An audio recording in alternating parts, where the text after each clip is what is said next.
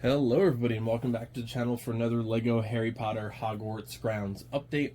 Today we'll be mills plating one of them for the first time, and is of course going to be Hagrid's hut. We got Buckbeak, some trees, and a couple little scenes I want to work on here, but overall, just for the sense of the fact that this display is essentially 6 feet off the ground because it is on top of a big bookshelf unit, I want a little bit more stability, and I just want some more texture. So essentially, if this is your first time here, feel free to check out the rest of the Hogwarts project. But essentially, it is a mountain with a castle on top, overlooking the lake, and this is to the right of it. I actually just extended the lake side of things for some of the new sets, like the Dumbstrad ship. So this actually has decreased from basically Hagrid having about a brick and a half, or a base plate and a half of space, to just this base plate. This is an awkward piece of 9 by 32, and yes, it is jagged because I cut this myself. Essentially, the back row behind this castle, just to fit the piece of wood that is on, this is what fits. So I kind of just cut these base plates to fit. We'll be mills plating this for the background, but overall there's not too much that goes on with it. Eventually there'll probably be maybe some trees, maybe a scene or two going on in the background. So I'll mills plate this probably separately, but I will still add like the texture ridge to it. I also want this to be just a little bit higher than the water. I'm not sure if I'll be mills plating the lake underneath the mountain or anything like that in the future.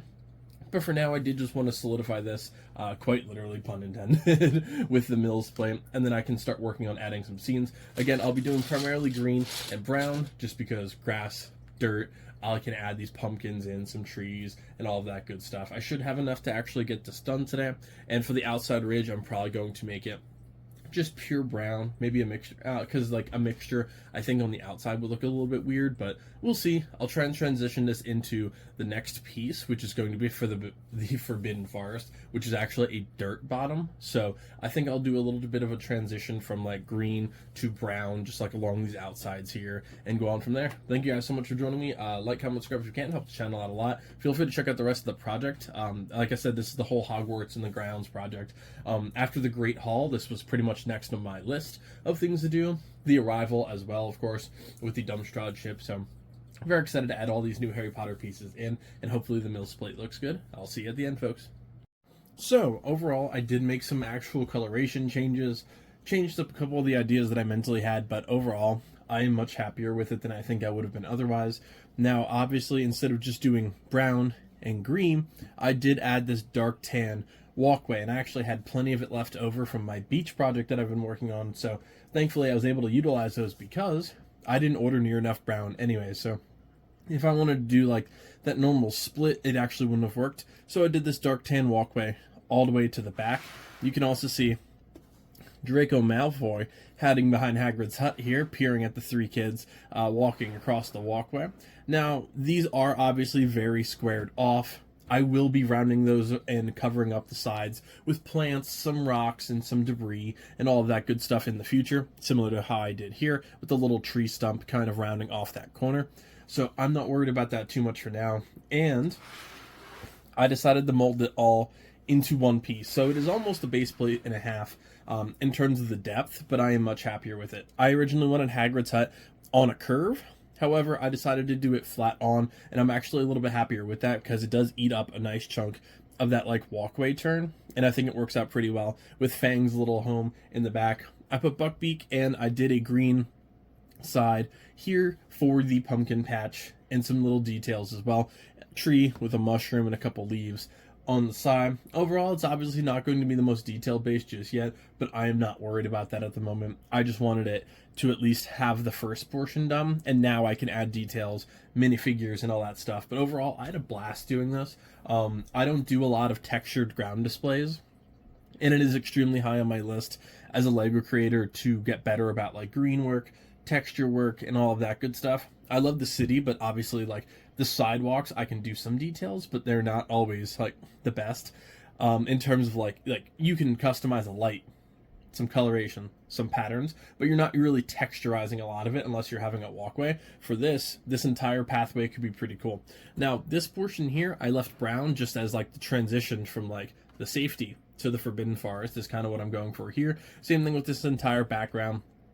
I did the dark brown just to kind of change up some of the colorations. But overall, I am very, very satisfied with how this turned out so far. And then this is good practice for in the background. Obviously, that whole medieval scene one day is going to be a massive texturized display, more so than obviously just this little base plate plus like a quarter. So I'm very happy with how this turned out. I'm very joyed. I'm glad this looks good. I'm really happy with it. If you guys have any comments, definitely leave them for me, because I do very much like having the input for, oh hey, maybe do like this brick a different color, or round off this corner using rocks instead of plain, something like that. Definitely let me know in the comment section below, or any minifigures as well. I'm definitely looking to add some. The executioner, sorry, Buckbeak, is going to be standing off the side here, and I believe it was it Cornelius Fudge that like orders the execution? It's been a hot minute since I've seen Harry Potter, so I believe so. I've really got to rewatch the movies and get some inspiration for all this. But for now, this is going to do it for this actual base plate. And then I will hold it up a little bit too. That way you can kind of see it as I take out a mushroom from Hagrid's hut. It's just so you can see it a little bit better from like the aerial view. I am really happy with it.